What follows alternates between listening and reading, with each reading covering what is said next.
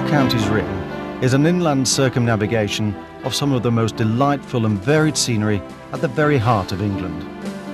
It's a journey of some 50 hours or more, so you can do it in an energetic week or take a more leisurely fortnight.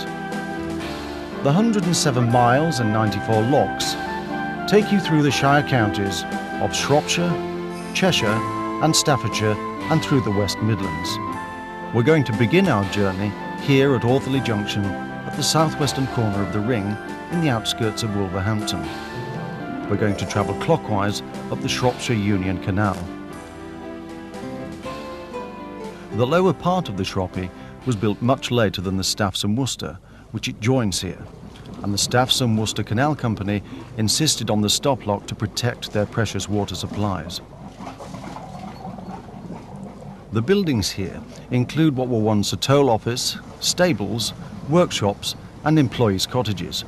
Today they house a hire fleet, boatyard and gift shop. This southern section of the Shropshire Union system is one of the latest canals.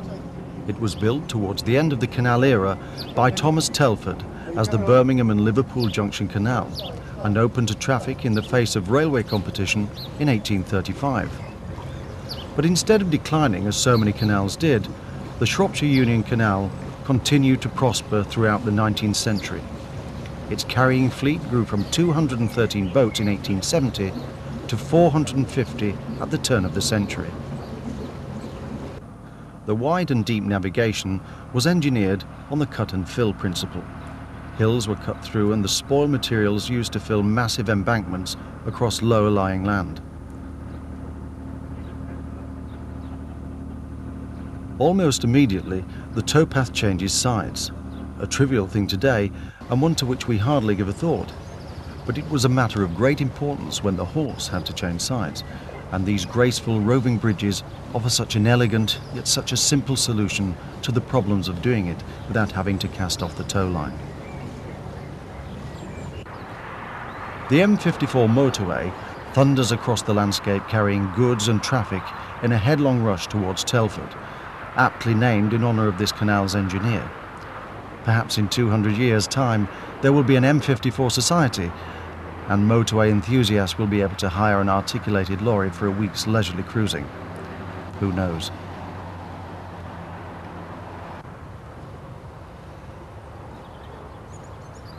Just beyond the motorway, there's a ridge of old red sandstone which proved a major problem to canal engineers.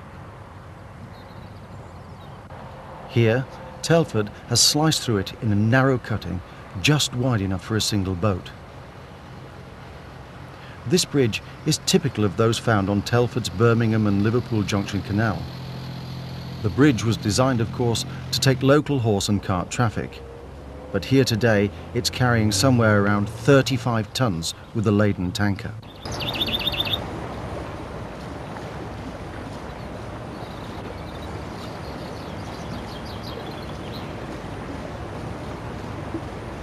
Cottage and boats are perfectly reflected in the still waters of the cut.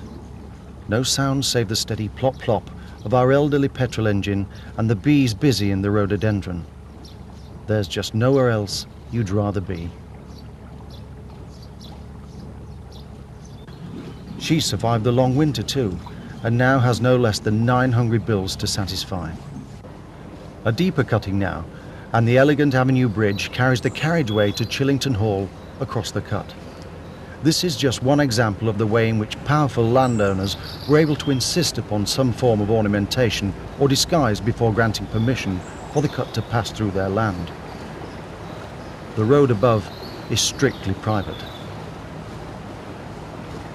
Do find time to stop at Brood, even if you are trying to belt around the Ring in a single week. There's a sort of timelessness about the old town that was built by the Romans as a fortress to defend nearby Watling Street. There are several opportunities for eating out in the various pubs and hotels.